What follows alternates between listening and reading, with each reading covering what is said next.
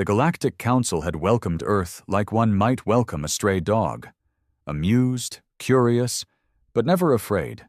To most galactic species, humans were soft. They came with songs, art, handshakes, and promises. They wanted alliances, friendships, trade. Their technology was decades behind. Their ships were barely faster than drifting wreckage, and their soldiers? Never seen. Instead, humans sent scholars, poets, and peace ambassadors. They offered help, they offered smiles, and they never ever raised their voice. So when Earth was finally granted a seat at the Council, the galaxy relaxed. Another harmless race. Another set of diplomats who would bend when told. The other species didn't see the quiet that followed. They didn't notice the way human eyes watched too long, or how their scientists always asked about failures. Power grid failures, weapon malfunctions, medical breakdowns. They didn't see what Drenhal Relth saw. Relth was the Overin Union's chief strategist, and the most paranoid man in 3 systems. His own kind had once ruled through terror and force, so he recognized restraint when he saw it. He watched the humans, especially one of their lead representatives, a man named Ambassador Marcus Vale. Marcus was young by most standards. Calm, measured, smiled a lot. But Relth had seen him once, during a border conference, when a drunken Tarav delegate insulted Earth's military capabilities. Marcus didn't argue. He didn't blink. He just wrote something in a black book, smiled politely, and excused himself. The Tarav delegate died 3 weeks later. Food poisoning, they said. But his ship's air filtration system had been replaced recently by a human firm. Rilth remembered, and he remembered when the humans lost their claim to Verelion 3. That planet was soaked in zilithium. Both the Krath Dominion and the Terran Federation had laid claims, but the Council gave it to the Krath. Typical. The Krath were bullies with influence. Humans didn't even protest. Ambassador Vale gave a polite nod, shook hands with the Krath warlords, and congratulated them. Then Earth packed up its outpost on Verelion 3 and left. 2 months later, the Krath station exploded. A reactor overload. Engineers dead. Scientists missing. The blast killed thousands, and when questioned, humans showed logs and footage of their last freighter leaving long before the incident. No trace of sabotage, no motive, no evidence. The Krath retaliated anyway. They bombed a Terran relay outpost, 10 dead, no military assets, no defenses. Earth responded with a brief statement mourning the loss. No threats, no movement, and then, nothing. For almost a year, humanity went dark. Their diplomats stopped appearing. Their trade ships thinned out. Their tech assistance programs halted. Earth turned inward. Quiet. Too quiet. Relth felt the dread grow, but no one listened. "They're spineless," said one council member. "They fear war," said another. No one had studied Marcus Vale the way Relth had. Then it happened. Krath Prime, the heart of the Dominion, lit up like a dying sun. Not from orbit, not from space, from inside. From moons leased years ago to Terran mining firms. From research stations humans had quietly constructed with environmental intentions. They weren't research stations. They were silos, hidden, buried, waiting. Black ships rose like ghosts, silent, radar-deaf. They carried no insignias, no warnings. They didn't fire lasers or missiles. They dropped kinetic rods, chunks of tungsten falling at orbital velocity. No energy trace, just unstoppable force. Cities crumbled. Military HQs disappeared in fire. The Krath fleet scrambled but found themselves infected. AI viruses cooked inside human trade goods, now turning their systems against them. Within 6 hours, the Krath were gone. No message, no declaration, just erasure. On the 7th day, a figure walked into the council chamber. No guards, no fanfare, just Marcus Vale. His hair was grayer, his face unreadable. He placed a thin tablet on the table. "We warned you," he said softly. "We told you we wanted peace. But peace isn't weakness. It's patience." The room went still. "You believed we were soft because we smiled. You thought we bowed because we feared. But we were studying you, mapping you. And now we've made our point." Relth stared at him, and in that moment, he realized the truth. Humans had never been peacekeepers. They had just been waiting. The council chamber stood frozen after Marcus Vale's quiet declaration. No one moved. No one spoke. His words hung in the air like the smoke of something recently set on fire. The representative from the Virelian trade bloc opened his mouth to speak, but said nothing. The Krath seat remained empty, just a dark slab where one of the most feared empires had once sat. Marcus didn't wait for applause or questions. He stood, nodded once, and walked out of the chamber like a man leaving a routine meeting. As the doors sealed behind him, the fear truly began to settle in. Relth stayed behind, watching the others, old enemies of Earth, now suddenly quiet, their bravado shriveled into nervous glances. The Varnak Confederacy, known for their biological weapon programs, had already begun scrubbing their records. The tall, blue-skinned Irashi, once arrogant and cold toward humanity, now whispered about immediate diplomatic visits to Earth. Even the Gorthak, a species of apex warriors, had begun recalling their fleets from Terran-adjacent territories. But Relth wasn't afraid like the rest. He was impressed. Back aboard the Terran vessel Silent Resolve, Marcus Vale removed his coat and sat alone in his quarters. The lights were dim, the room quiet, just the soft hum of life support systems and the distant rhythm of a living ship. The walls were lined with screens, showing nothing but the black of space. But Marcus wasn't staring at the stars. He was staring at the data feed. One tab showed the remains of Krath Prime, still smoldering under layers of dust and atmosphere collapse. Another displayed the Terran casualty reports. 10 names, still pinned at the bottom of the screen, marked as sacrificed, rather than lost. He tapped the screen with his index finger once, twice, before letting out a breath he'd held far too long. They had done what they had to, what the Council never thought they'd dare to do. Not because they were angry, but because they'd waited long enough.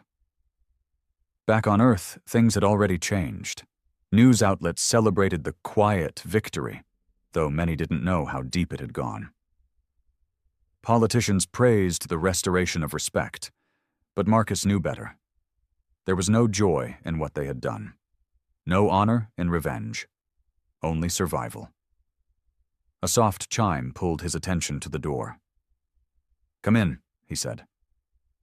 Captain Ryle stepped through, tall and broad-shouldered, one of the few Earthborn officers trusted with black clearance. She didn't salute. No one did anymore. This wasn't a military, not officially. "It's done?" she asked. Marcus nodded. "The AI cleanup teams confirmed full deletion. Krath's data infrastructure is gone. Their fleets are disabled. Civilian tech was left intact, as ordered." Ryle raised an eyebrow. "Mercy?" "Precision," he corrected. "We didn't erase a species. We erased a mistake. They'll survive. But they'll remember." She hesitated, then stepped closer. "And the others?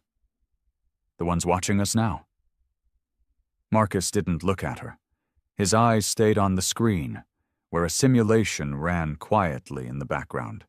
Red dots spreading through sectors. Human dots. "They'll make nice," he said. "For a while, they'll play the friendship game again. Send apologies, offer peace. And when they stop pretending..." He finally turned to her. His face was calm, cold. the same expression he wore when he gave the authorization for the first kinetic strike. Then we remind them.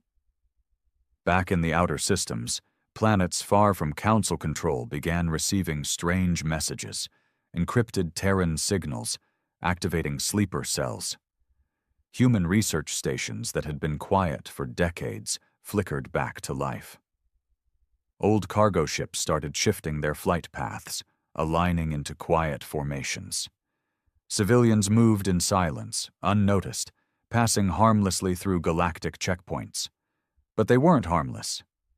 They were Earth's answer to galactic arrogance, and they were everywhere. Meanwhile, Relth returned to his sector, no longer doubtful of Marcus Vale or the humans. He began his report immediately, but halfway through typing, he stopped. What could he write? They never wanted peace, they wanted silence, and now they have it. He stared at the words, then deleted them. No one would believe him. Not yet. But he knew. When Earth smiled now, it wasn't diplomacy. It was a warning. The news of the Krath Dominion's sudden collapse sent shockwaves across every star system in Council territory, not just because of the destruction, but because of how it happened. Clean. Targeted. Without a single warning broadcast or demand. The Krath were not defeated in battle. They were simply deleted, like a file on a screen, and Earth said nothing. No claims, no parades, no boasts of victory. That silence was what disturbed the galaxy most. Species known for warmongering began peace talks they never would have considered before. Some sent envoys to Earth. Others tried to intercept human ships with forced inspections. Those patrols never returned. And still, humanity didn't respond with threats or declarations. They didn't need to. They had already said everything. Back on Earth, Marcus Vale stood before a group of analysts inside a declassified Terran intelligence chamber. The room was windowless, bathed in soft light, walls covered in layered star maps, intercepted council chatter, and flagged movement reports from rival species. At the center of it all, a hologram of the galaxy with thousands of red dots, silent units, former researchers, engineers, traders, all waiting on a signal. Marcus looked tired. Not physically. His posture was straight, voice steady. But there was a heaviness in his stare, the look of a man who had held back the blade so long his hands forgot how to let go. He pointed to 3 star clusters blinking red. Gorthak border posts have gone quiet. They're reinforcing their moons. We think they're planning a counter-move. A general across the table grunted. Let them. They don't scare easy, but they bleed like everyone else. Marcus didn't smile. We won't act first, but if they step out of line... He paused, tapping the console, shifting the hologram to show a timeline of past Gorthak incursions. We won't give them the same year of patience we gave the Krath. Another official leaned forward. And the council? Marcus met her eyes. They're praying we stop. Silence. The meeting ended quickly after that. There wasn't much left to discuss. Earth wasn't expanding. Earth wasn't invading. But Earth was watching. And every power in the galaxy knew. If humanity turned its eyes on you, you wouldn't hear it coming. In the far reaches of Sector T-29, a cargo ship named Blue Signal drifted quietly between moons. On board was nothing unusual. At least nothing that appeared unusual. 10 crew members, mostly Terran, mostly quiet. They made no noise. They smiled at patrol ships. They sent perfect reports. They delivered medical equipment, food, and terraforming supplies. But below deck, in a sealed black room, there was no cargo. There was an armory, racks of weapons, low-energy dampeners, nano-drill kits. The captain, a man in his mid-40s with a limp and a habit of chewing mint leaves, stood at the center, reviewing a blinking red dot on a wall-mounted screen. A Gorthak listening post had just activated 2 border probes, one dangerously close to Earth's remote colonies. The captain scratched his chin, then pressed a single button. Somewhere in deep space, 4 other cargo ships quietly changed course. No noise, no announcement. Just silent, sudden movement. Ambassador Marcus Vale returned to his home late that evening. The house was modest, too modest for someone who had just ended a centuries-old galactic empire. He stepped through the front door, removed his coat, and sat at the kitchen table like any normal man. There was no guard posted, no shield fields humming. He lived alone. He opened a bottle of red Terran wine, poured 1 glass, and stared out through his wide window. Outside, the stars blinked peacefully. And that, Marcus thought, was the real lie. Peace wasn't the absence of war. It was the quiet moment before the killing began again. He had given the galaxy one last chance. A demonstration, 1 strike, 1 empire, that was all. But if they pushed further, if they tested Earth again, he wouldn't wait another year. This time, he would give the order in minutes, and no one would see the end coming. A week after the fall of the Krath Dominion, the Galactic Council assembled again in what could only be described as chaos draped in protocol. Delegates arrived jittery, their security details tripled. Hallways once filled with diplomatic laughter now echoed with whispers. No one mentioned Earth by name, but their presence choked the air like smoke in a sealed room. They feared Marcus Vale might return, but he didn't. Instead, Earth sent no one, and that silence spoke louder than any threat. Counselor Imatra of the Cernari Empire stood at the center dais, her golden robes sagging slightly from age and stress. We cannot allow the unilateral destruction of member civilizations. No matter the justification, what happened to the Krath was beyond acceptable. There were murmurs of agreement, but they were weak, cautious. No one wanted to speak too loudly. Everyone remembered how the Krath laughed when they claimed Virelion III. Now those laughs were ash. Ambassador Drelnak of the Gorthak stood, his voice low and gravelly. Humans acted alone. That is fact. We must unite to send a message. They are not above council law. Counselor Imatra looked at him, then down at the datapad in her hand. And what message would that be, Ambassador? Another verbal reprimand? Or perhaps a joint military initiative? Her tone was dry, skeptical. Drelnak's jaw tightened, because everyone in the room knew what such a move would mean. War. Against Earth. And no one had the stomach for it. Not after seeing what patient killers looked like. Far from the Council's walls, on a dead rock in the outer rim, Marcus Vale stood in front of a broken-down orbital relay. Dust coated his boots, and the wind howled like ghosts clawing at forgotten tombs. He wore no suit, no armor, just a dark coat, thick gloves, and the same quiet gaze he'd always carried. Beside him stood a young operative, 20-something, lean, nervous, first field assignment. He kept glancing at Marcus like he expected him to snap at any second. So, sir, we're really activating this thing again? Marcus didn't respond right away. He crouched near the relay, wiped away decades of dust, and opened the main access panel. Inside were layers of old Earth tech, analog fallback systems, quantum receivers, and a blinking green light that should not have still been working. He smiled. This relay was planted during Earth's first exploration wave, back when we were just being polite guests, Marcus said quietly. We were already preparing, for everything. The operative swallowed. Even back then, you were planning for war? Marcus stood, brushing off his gloves. We were planning for betrayal. He flipped a switch. Somewhere in deep space, hundreds of similar relays came online. Old installations buried in moons, set adrift in asteroid belts, hidden in abandoned freighters. The web woke up, and Earth saw everything. On the Gorthak homeworld, military high command reviewed disturbing reports. Several of their surveillance satellites had gone blind at once. No explosions, no signals, just dark.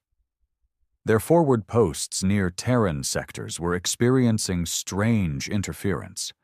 One ship captain described it as invisible pressure. They blamed solar activity, but it wasn't the sun. Meanwhile, Relth, now back on Overin Prime, spent every waking hour studying Earth's movements. He had changed his tone with his own government. He no longer called Marcus Vale a manipulator or warmonger. No, now he called him something worse, a strategist with a long memory. Earth had taken every insult, every slight, every humiliation, and filed them away. Not out of weakness, but discipline. That was the part the galaxy had misunderstood. Most species struck when wounded. Humans? They watched. They learned your rhythms, your speech, your blind spots, and when the moment came, they didn't just attack. They ended you. Relth wrote in his private log that night. The mistake wasn't in trusting the humans. The mistake was in thinking they were slow because they didn't run. In truth, they were walking behind us the whole time, just waiting for the right place to sink the knife. On Earth, Marcus Vale stood by the ocean near one of the old Terran military bunkers. He looked out at the waves, peaceful and endless. The wind caught the edge of his coat as he received the latest transmission from the outer rim. 4 more council races had pulled their scouts back from Earth's neutral zones. Smart? They were learning, and Marcus hoped they kept learning, because if they didn't, the next demonstration wouldn't just be a warning. It would be a purge. The first spark didn't come from the council. It came from the Gorthak. 3 days after the activation of Earth's hidden relays, a Terran diplomatic convoy was intercepted on its way to the neutral zone between Cernari and Gorthak space. The humans on board, 12 in total, unarmed, marked as cultural envoys, were taken without explanation. No charges, no statements, just gone. The council called it unfortunate. Marcus Vale called it expected. He received the report in silence. His office deep beneath the Earth's surface felt colder that day, the walls thick with still air and tension. He read the details slowly. No screams, no fights. The humans didn't resist. They let themselves be taken, which, to him, was the most dangerous part. Humans didn't fear being taken anymore. They had protocols for this now. The room around him flickered as a secure channel opened. General Hassan's face appeared, gruff, stone-eyed, the kind of man whose very bones seemed military.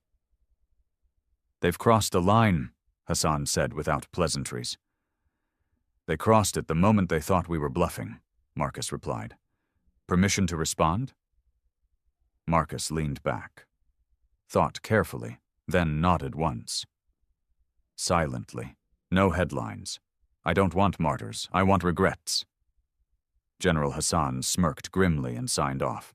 72 hours later, the Gorthak deep space detention vessel HFY lost contact with command. The last transmission was a garbled scream, followed by static and a flash of light. No distress beacon, no damage trace, just gone. 6 hours after that, Earth released a single statement. 12 of ours went missing. We have retrieved them. There is no need for further dialogue. That message, plain and unthreatening on the surface, sent shockwaves through every power block in the galaxy.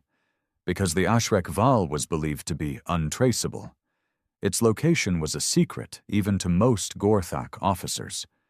No guards had reported an attack. No weapons had been fired. Yet Earth had found it. and Earth had ended it. Inside the council, panic turned to paralysis. Half the members called for urgent peace negotiations with Earth. The other half debated sanctions. But none of them could agree on anything concrete because fear had shattered unity. And in the vacuum of that fear, Marcus Vale moved. He met secretly with smaller civilizations, those too weak to oppose the major empires, those who had suffered long under council injustice. He offered no threats, no demands, just choices. "You've watched what we do when provoked," he said to the leader of the Darathi swarm. "Now imagine what we'd do for allies." That line, delivered with calm precision, echoed through dozens of closed chambers across the stars. World by world, the silent network of Earth's influence spread like roots beneath the surface. Quiet deals, private support, cultural exchanges with military implications, intelligence sharing masked as trade agreements. It wasn't war, it was preparation. Meanwhile, back on Earth, Marcus visited the family of one of the rescued envoys, a young woman named Elira Haas. She was still recovering from her captivity, but her parents insisted on meeting the man who had brought her home. They offered him tea. He accepted. The conversation was warm, but short. When Marcus stood to leave, Elira's father pulled him aside. "We always thought peace was your job." Marcus looked him in the eyes. "It is," he said, "but sometimes peace needs teeth." He left without another word. That night, alone in his quarters, Marcus listened to an old Terran symphony, a slow, haunting violin piece written during humanity's darkest war. He let it play while he reviewed reports of council troop movements, intercepted comms, and an unusual uptick in defensive fleet activity around Gorthak systems. They were scared, not angry, not offended, scared. And that was the moment Earth had waited for. The moment the galaxy no longer thought of humans as diplomats or diplomats pretending to be warriors. Now they saw the truth. Earth didn't keep peace, it controlled it. And if the stars wanted it to remain, they'd have to earn it. The Gorthak response was predictable. They didn't launch a fleet. They didn't broadcast war declarations. No, they did what predators do when they realize they're no longer the apex. They got quiet. Too quiet. Earth's intelligence web, now stretching from the icy moons of Phalor 9 to the orbiting archives of Cernari Prime, picked up subtle movements. Ghost convoys, disguised military traffic, energy readings that looked like freighter emissions but pulsed with the rhythm of warships. Marcus Vale received the reports and said only one thing. "They're baiting us." He knew how it worked. The Gorthak didn't want a battle. They wanted a reaction. Something they could twist into propaganda. A Terran misstep. A moral failure. Something to rebrand Earth not as feared, but as monsters. The galaxy had seen what Earth could do. Now the Gorthak wanted them to overdo it. So Marcus waited. He told his captains, no fire unless fired upon. No noise, no ripples. But not everyone had Marcus's patience. 3 human colonies in fringe sectors were hit within the same week. Not full-scale assaults, just enough to rattle bones. Agricultural equipment destroyed, cargo transports sabotaged. One colonist shot in the back by what appeared to be a rogue mercenary group, later traced to weapons contracts tied loosely to the Gorthak. Still, Earth didn't strike back. Marcus's inner circle fumed. General Hassan wanted a surgical retaliation. Captain Ryle offered a plan that would cripple 2 Gorthak moons in under a day. Marcus rejected both. "We don't kill in anger," he said. "We don't play into their story." Instead, he did what Earth had always done best. He prepared. On an unmarked orbital station above Jupiter's lesser moon, Calira, Marcus stood in a long steel corridor lit with red-tinged strips. Around him, Dozens of people worked in silence. Engineers, data handlers, former soldiers turned analysts. They weren't building ships. They were building simulations. Every possible Gorthok move, every supply chain, every propaganda angle. Earth was creating entire wars in code, rehearsed and refined until there were no surprises left. Marcus watched one simulation run, a Gorthok false flag operation leading to council sanctions against Earth. Result: Terran economic collapse in 14 years, Gorthok ascendancy in 9. He ordered 3 covert projects launched immediately, not weapons, narratives. If the Gorthok wanted to use stories, Marcus would write better ones. Soon, stories began spreading in the fringe sectors, not from Earth, but from whispers, smugglers, and concerned diplomats. Stories that the Gorthok were experimenting on prisoners, that they used false peace deals to abduct civilians, that Krath scientists had once begged the Council to keep humans out, not because they feared war, but because they feared Earth's silence. No proof, no official link, just doubt.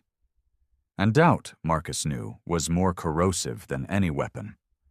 On Overin Prime, Relth watched it all unfold from a distance. He tracked the shift in media, the subtle rise in pro-Earth sentiment, the growing reluctance of systems to share data with the Gorthok. He didn't call it manipulation. He called it counterbalance. Because for too long, the Council's power had been shaped by fear of war, not fear of consequences. Earth had simply introduced accountability, deadly, efficient accountability. He drafted a new report for his leadership, one with no sugarcoating. Earth is not building an empire, they're building equilibrium. But if pushed, they will replace fear with extinction. Back on Earth, Marcus stood before a quiet crowd in an underground hall beneath Geneva. No cameras, just soldiers, analysts, and operatives. People who had kept the peace through silence, steel, and strategy. "We are not the aggressors," he said calmly. "We don't want conquest. We want order, because this galaxy has mistaken disorder for freedom, and we've seen where that leads." He paused, eyes scanning the room. "They thought we were peacekeepers. They were wrong." A breath. "We are patient killers, and patience is running out." The moment Earth had been preparing for finally arrived. The Gorthok made their move. Under the cover of a minor border skirmish near the Tannic Belt, they activated Protocol Ashfire, a centuries-old plan involving coordinated cyber strikes, sabotage of Terran comm arrays, and targeted assassinations of human diplomats across neutral systems. It was fast, brutal, and surgically executed. 3 Earth-aligned listening posts went dark. 1 Terran mining station exploded in orbit over Kareth 6. No survivors. And the most visible blow, Earth's ambassador to the Council, a kind man named Darian Cho, was found dead in his quarters aboard the neutral station Colas 9. No forced entry, no signs of struggle, just poison. The message was clear. Enough patience, time to bleed.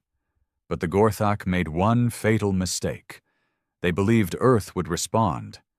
They didn't understand Earth had already prepared. On the same day as the attacks, Marcus Vale convened with General Hassan and Captain Ryle inside Earth's deep strategic core. The room, cold steel, endless screens, and silence, held no panic, no alarms, just quiet movements as black protocols, long buried beneath layers of diplomatic fronts, came online. "What's the directive?" Ryle asked. Her eyes were sharp, her hand resting near her sidearm even though she knew she wouldn't need it. Marcus didn't look up from the console. His fingers moved with careful rhythm. "Gray protocol," he said. Hassan raised an eyebrow. "You're sure?"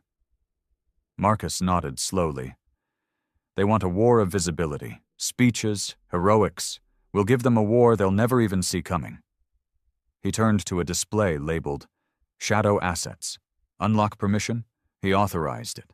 Across hundreds of systems, across moons, asteroids, refueling stations, deep space hospitals, cargo ships, mining crews, and forgotten satellites, Earth's silent force activated. These were not soldiers. They were ghosts. Engineers who'd been embedded for years. Janitors who'd memorized access codes. Diplomats who carried weapons in their bloodstreams.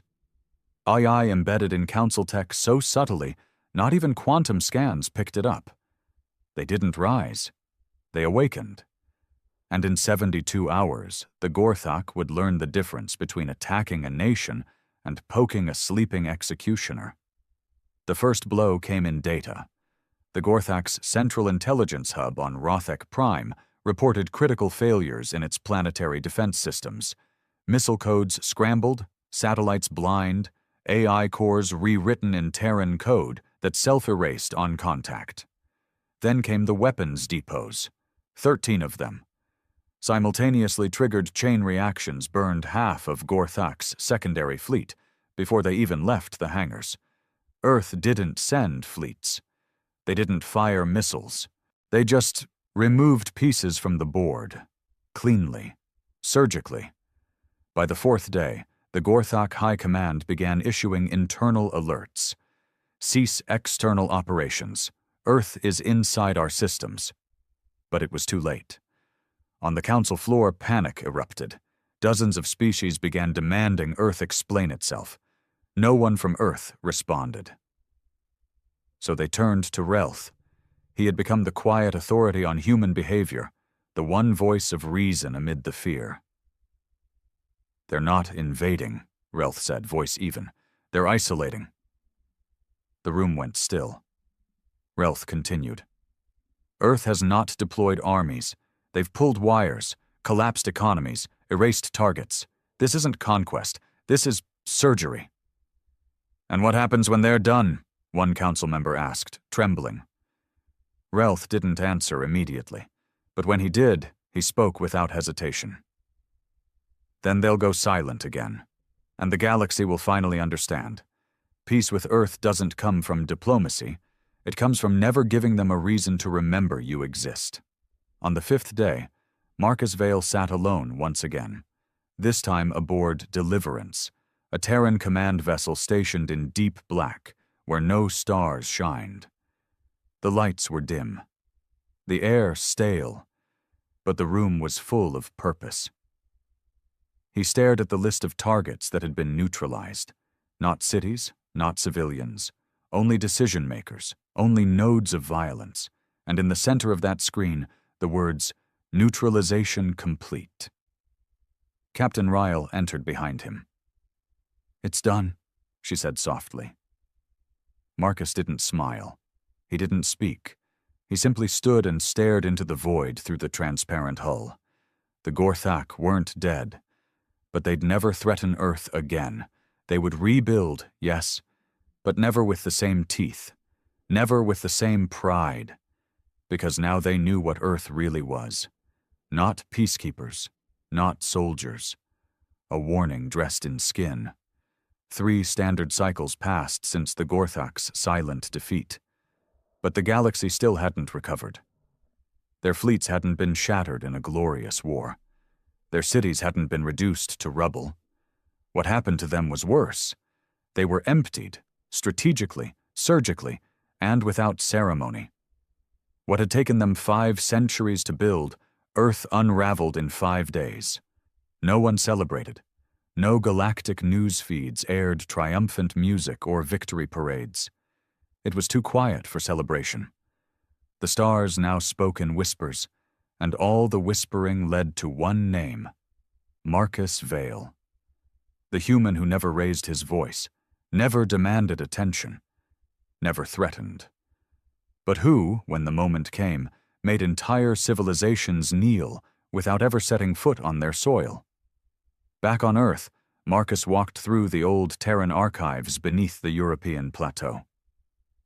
The halls were narrow, built from gray stone and steel, filled with forgotten relics, uniforms, photos, books, even weapons from humanity's earliest wars.